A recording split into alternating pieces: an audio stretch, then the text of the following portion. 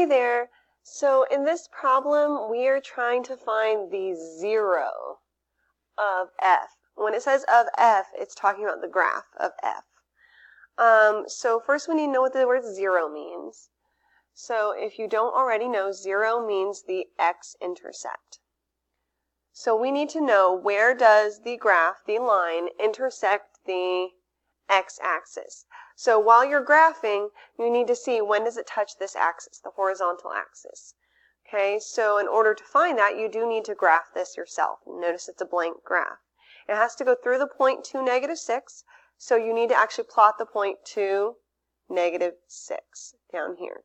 Okay, and then use your slope, your rise over run, -2/1, in order to plot more points to see where that x-intercept or 0 might be located.